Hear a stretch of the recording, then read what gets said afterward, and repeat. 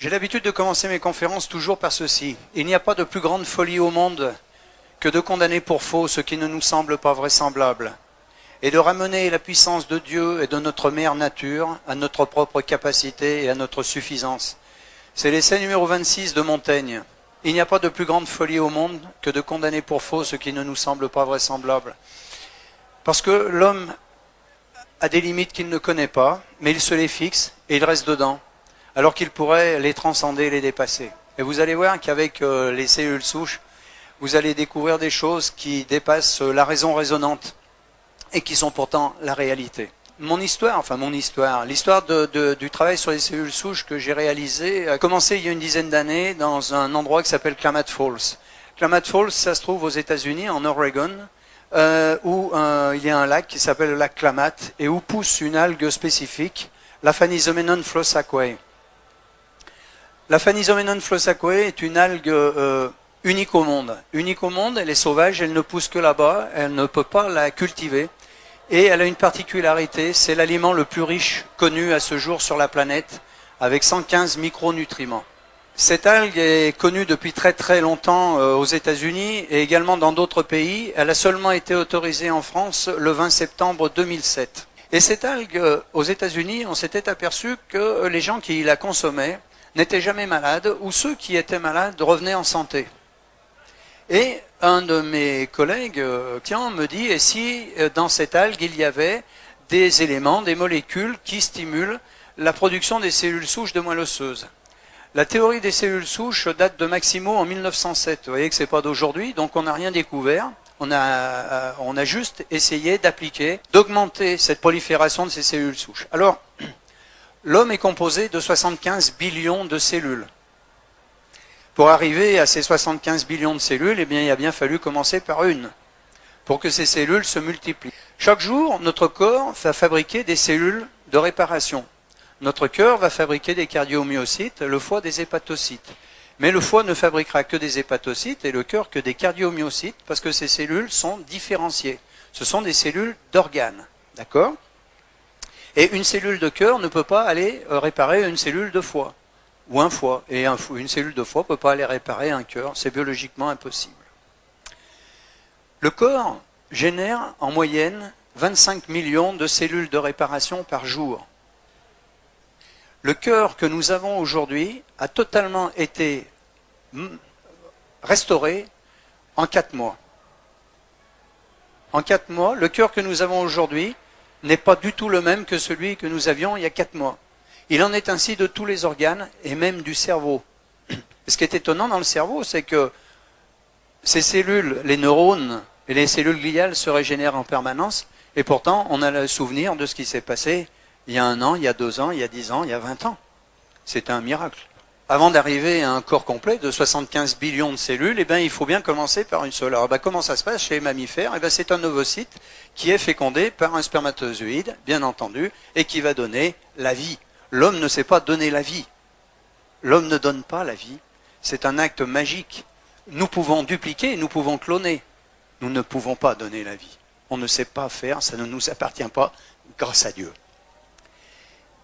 Cette cellule fécondée, cet œuf fécondé, cet ovocyte fécondé va se multiplier pour donner des cellules dites totipotentes. Et là, nous sommes dans les cellules souches, mais embryonnaires. Ces cellules souches embryonnaires vont ensuite se multiplier pour donner apparition de ces cellules pluripotentes qu'on va appeler des blastocytes, dans lesquels on va trouver des blastocèles. Puis l'embryon, le fœtus, puis l'humain. Les cellules totipotentes ici, ce sont les cellules embryonnaires. Totipotentes, ça veut dire toute potentialité. Toute potentialité. Retenez bien ça, tout est là-dedans. Tout est dans ce tableau. Cellule embryonnaire totipotente. Une cellule. Cette cellule, elle va se multiplier en deux. Une cellule souche mère et une cellule souche fille. Ces cellules vont à nouveau se multiplier en deux, puis en deux, puis en deux, puis en deux, à l'infini. D'accord ? Quand elles vont se multiplier, elles vont donner apparition à cellules pluripotentes. Pluripotentes. Plusieurs potentialités. Totipotentes, toute potentialité. Pluripotentes, plusieurs potentialités. Elles peuvent se multiplier et se différencier dans tous les types de tissus. C'est-à-dire qu'une cellule totipotente ou pluripotente peut faire du cerveau, du foie, du pancréas, de l'œil, de l'estomac, de l'intestin, tous les organes. Ça, c'est scientifiquement prouvé. On a pensé, jusqu'à il y a quelques années, que les cellules souches pluripotentes n'avaient pas les potentialités des cellules totipotentes. Parce que là, nous sommes dans les cellules embryonnaires, là, dans les cellules souches adultes. Or, elles peuvent se multiplier et se différencier dans tous les types de tissus. Cela, aujourd'hui, on le sait. Ces cellules vont à nouveau continuer à se multiplier par deux pour donner apparition des cellules multipotentes, multiples potentialités. Mais là, attention, elles ne peuvent se renouveler que dans certains types de tissus, et on va le voir dans le schéma suivant, on reviendra sur le schéma après, dans un feuillet, dans un certain type de feuillet embryonnaire. Puis ensuite, ces cellules vont se multiplier à nouveau pour donner naissance à des cellules différenciées, c'est-à-dire des ostéocytes, des cardiomyocytes, des hépatocytes. Mais une fois que les hépatocytes seront faits, aujourd'hui, dans l'état de nos connaissances, ils ne peuvent pas revenir en arrière. C'est-à-dire qu'un hépatocyte ne peut faire que du foie. Et ces cellules de foie vont se multiplier, on connaît ça depuis très longtemps, le foie est un organe qui se régénère très très vite, en permanence. Donc voilà l'œuf ici fécondé, le zygote, l'ovocyte, qui va, une fois fécondé, va donner apparition, naissance à des blastocytes dans lesquels on va trouver une trentaine de blastocèles. Ces blastocèles vont se multiplier et puis vont migrer, soit dans l'endoderme, soit dans le mésoderme, soit dans l'ectoderme. C'est ce que je vous disais dans le tableau précédent, c'est-à-dire que cellules multipotentes peuvent se renouveler qu'en certains types de tissus. C'est-à-dire, une fois qu'elles seront ici, elles ne pourront se renouveler dans l'endoderme que dans du poumon, du tube digestif ou du foie. Le tableau n'est pas exhaustif, hein, d'accord? Par contre, si elles sont parties pour faire du mésoderme, dans ce feuillet embryonnaire dit mésoderme, elles ne pourront faire que du rein, du cœur, de la moelle et du sang, du muscle ou de l'os. Mais la même, elle peut faire de l'os ou du rein ou du muscle ou du cœur. D'accord? Si elle est partie là, elle fera du tube digestif ou du poumon ou du foie. Mais une fois qu'elle est partie ici, elle ne peut plus être là. Hein. Et si elle part dans l'ectoderme, elle fera de la peau, du cerveau ou des nerfs. D'accord? Mais une fois qu'elle sera ici du nerf, on revient là, elle est différenciée. Elle ne peut plus revenir en arrière. Vous allez comprendre ce que sont les cellules souches, c'est très simple, c'est très facile. Quand j'étais petit garçon, et puis je suppose que tous les petits garçons, enfin tous les hommes ici aujourd'hui, quand on était petit, on joue avec des lézards, on les attrape par la queue et les lézards ils cassent leur queue. Et la queue du lézard repousse. Cellules souches qui font repousser la queue du lézard. Donc vous avez vu, on va revenir, hein, mais c'est simple. Cellules souches ici, totipotentes embryonnaires, cellules souches pluripotentes, ce qu'on va appeler adultes, cellules souches adultes, que l'on va trouver beaucoup dans la moelle osseuse, mais également dans le cerveau. Mais il est plus facile de travailler sur de la moelle osseuse que de travailler sur du cerveau. Imaginons, et ça c'est fait, bien entendu, que ces cellules souches de moelle osseuse, on vienne les prélever avec une seringue, on les cultive, on les multiplie dans des boîtes de, ce qu'on appelle les boîtes de pétri, on les nourrit, on les fait se multiplier, et une fois qu'elles sont multipliées par milliers, par millions, on va les réinjecter dans l'organe qui est malade, et ces cellules souches de moelle osseuse que l'on a prélevées, qu'on va réinjecter dans le cœur, vont faire du cœur. Mais si on les avait réinjectées dans le foie, elles auraient fait du foie. Au bout de quelques jours, et vous allez voir des photos dans quelques instants, des vraies photos, eh bien au bout de quelques jours, le cœur est entièrement reconstitué. Vous voyez qu'il n'y a même pas de traces de cicatrice, il n'y a pas de nécrose au niveau du cœur. Si ça avait été dans le foie, elle aurait fait du foie, réparer complètement le foie.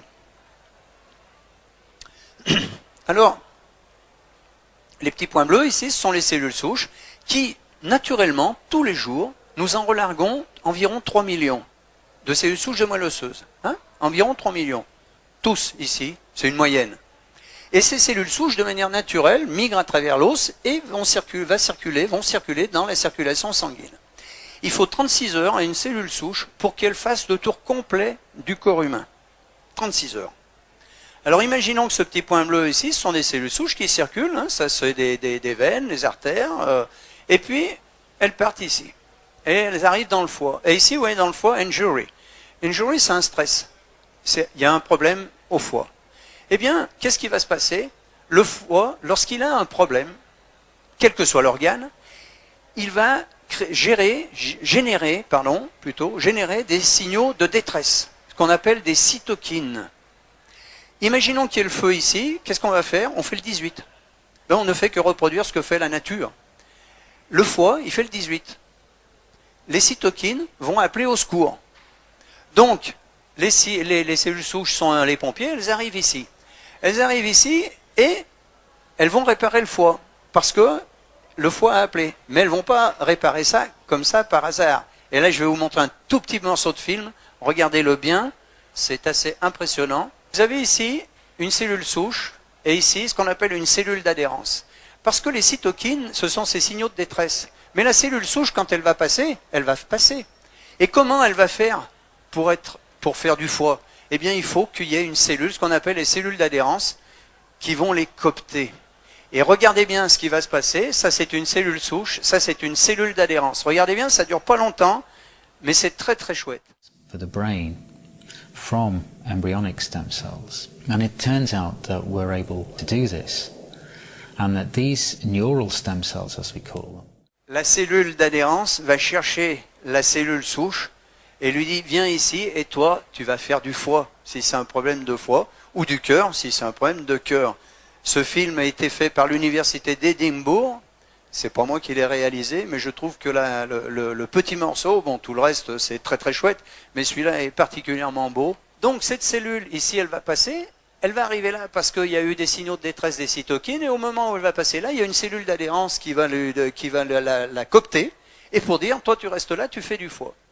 Et puis, il y en a beaucoup qui arrivent, et puis elles ressortent, soit parce que le problème est réglé, soit parce qu'il n'y a pas suffisamment à ce moment-là de cellules d'adhérence, donc elles vont refaire un tour. Et puis elle ressort, et puis elle vient ici. Et là, on s'aperçoit qu'il y a un problème sur le derme. Eh bien, exactement la même chose, cytokine, cellule d'adhérence, et celle qui était ici, qui est ressortie, qui n'a pas fait du foie, elle va faire du derme. Et si au lieu de venir ici, elle était partie là, eh bien, vous voyez, de l'intestin, cytokine, cellule d'adhérence, et elle va faire de l'intestin.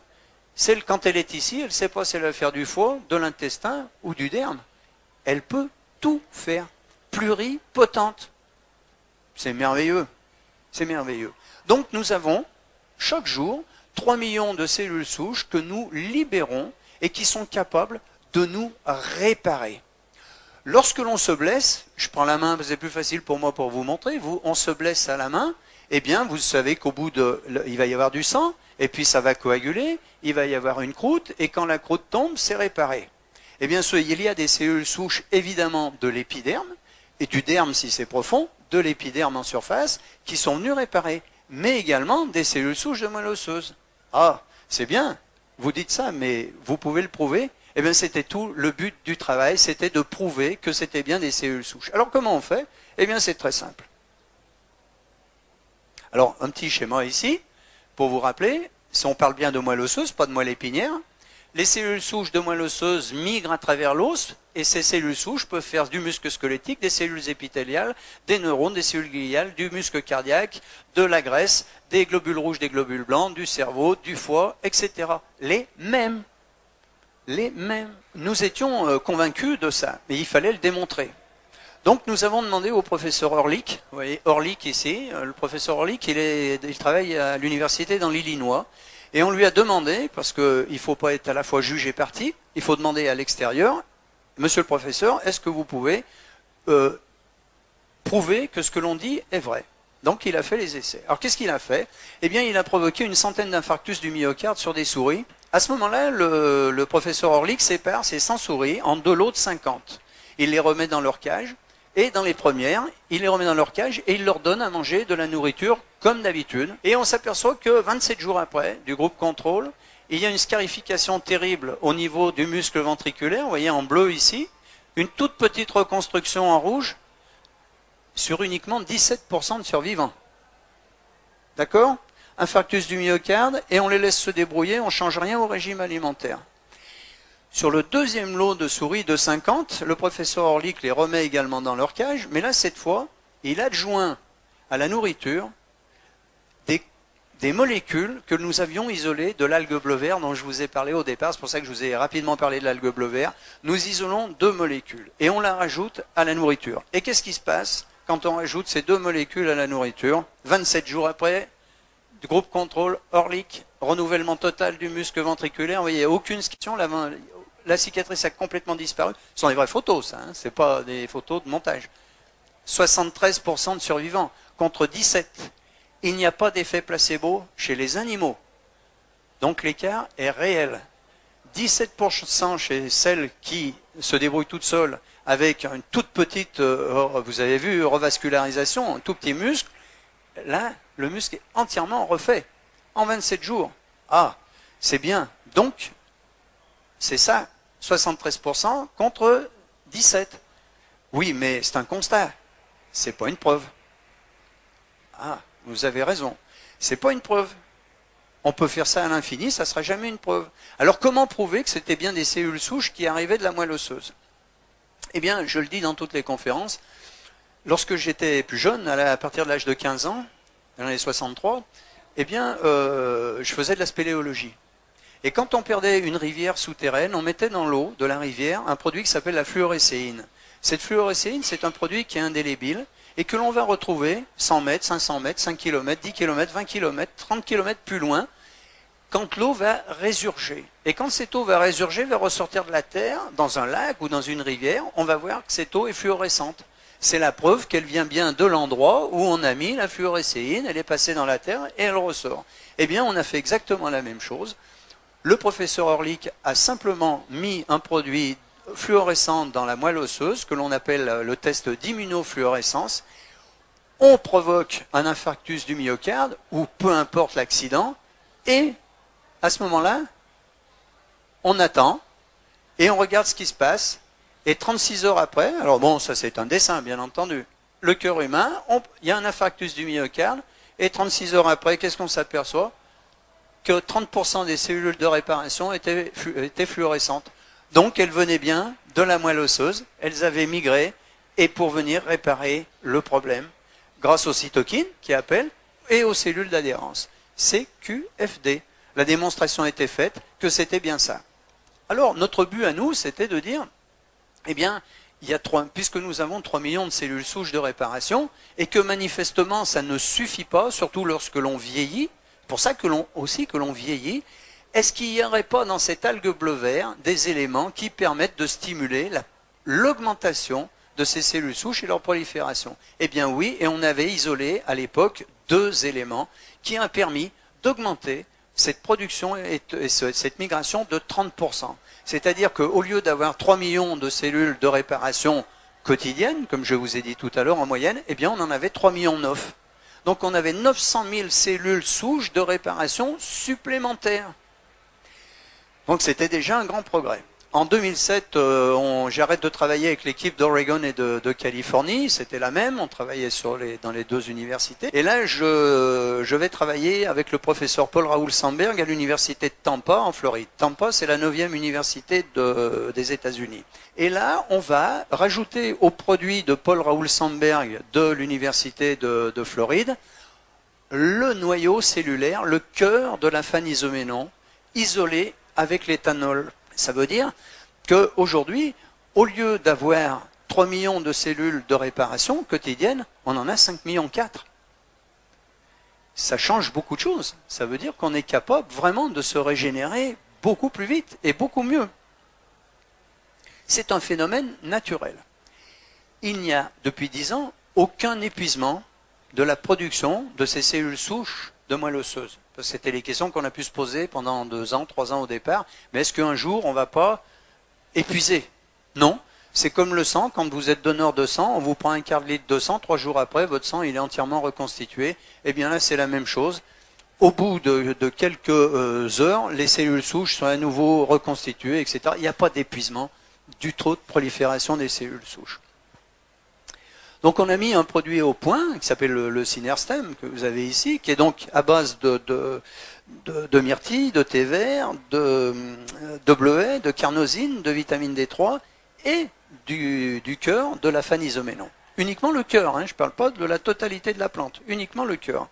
À quoi servent les cellules souches? C'est scientifique ça, c'est éprouvé.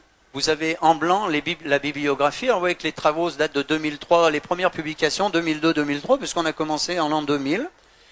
Et les publications, les premières ont commencé en 2002-2003, sur les cellules souches de moelle osseuse, hein, je parle bien, pas les cellules souches embryonnaires.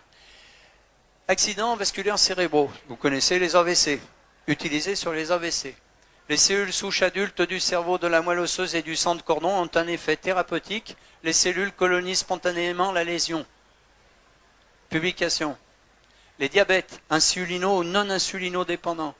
Les cellules souches adultes du foie, du pancréas peuvent former des îlots de Langerhans. Les îlots de Langerhans, c'est dans le pancréas, c'est ce qui permet de traiter le sucre, c'est pour ça que ça agit sur le diabète. Publication scientifique à chaque fois, c'est pas nous ça. C'est à partir des travaux, hein, mais c'est pas nous qui avons écrit. Sur les blessures de la moelle épinière, les cellules souches adultes sont capables de se multiplier et de rétablir la connexion. Lésions cardiaques. Les cellules souches adultes de la moelle osseuse et du muscle peuvent réparer les lésions après un infarctus du myocarde. Vous l'avez vu sur une photo, enfin un montage, des images, mais c'est exactement comme ça que ça se passe. Nous, au lieu de les prélever, de les injecter, on les fait sortir. Nos produits sont végétariens. Et nous avons également les attestations halal et kasher, parce que nous sommes dans le monde entier. Sur la maladie de Parkinson, Alzheimer, sclérose en plaques, sclérose latérale amyotrophique, fibromyalgie, amyotrophie spinale infantile. Les cellules souches adultes du cerveau peuvent former tous les types de neurones, migrer dans le cerveau pour réparer les lésions et prévenir la perte de neurones. Publication. Une équipe de Los Angeles du centre médical Cedars-Sinai a montré la réversibilité des symptômes chez le premier patient parkinsonien traité avec ses propres cellules souches nerveuses, en avril 2002. Ce sont nos propres cellules souches. On les prend à personne d'autre. Donc elles sont forcément compatibles. Il n'y a pas de problème là. Elles sont biologiquement compatibles. L'injection de facteurs de croissance dans le cerveau des patients stimule les cellules souches neuronales des patients, 61% d'amélioration. Ben, c'est-à-dire on les booste, hein, on les fait se multiplier. Sclérose multiple, maladie de Crohn et lupus. Les cellules de la moelle osseuse stoppent la progression et font diminuer les symptômes. Publication. Les cellules souches du sang périphérique génèrent des cellules de tous les feuillets primaires. Vous vous rappelez ? Endoderme, mésoderme, ectoderme, les trois feuillets. De tous les feuillets primaires, y compris des cellules endothéliales, des cellules neurales et des cellules de foie. Les cellules souches adultes de la moelle osseuse recréent des neurones dans le cerveau humain. Jusqu'à il y a 10 ans en arrière, on pensait qu'on naissait avec un capital de neurones, vous savez, on l'a tous entendu, puis que tous les jours, on en perdait un certain nombre. Mais on serait tous gaga. Donc c'était pas possible, mais on pensait que c'était comme ça. Et en réalité, les neurones se reproduisent eux-mêmes. Et les neurones sont aussi capables de faire n'importe quelle cellule du corps humain. C'est une particularité. C'est comme dans les cellules souches de moelle osseuse. La transplantation de cellules souches de moelle osseuse adultes répare les tissus cardiaques chez les patients. Les cellules souches adultes de la moelle osseuse forment du foie, de la peau, du tube digestif chez les patients et participent à la formation de tous les tissus du corps humain. À chaque fois en blanc les publications. Une unique cellule de moelle osseuse d'une souris adulte forme de la moelle fonctionnelle, des cellules sanguines, du foie, du poumon, du tube digestif, de la peau, du cœur et du muscle squelettique. Les cellules souches adultes du cerveau se différencient en tissus de nombreux organes, cœur, poumon, intestin, rein, foie, système nerveux, muscles et autres tissus. J'insiste bien, le produit que nous avons mis au point, le Synerstem, qui est un produit naturel, végétarien, il ne guérit rien, il ne soigne rien. Il n'a aucune propriété thérapeutique.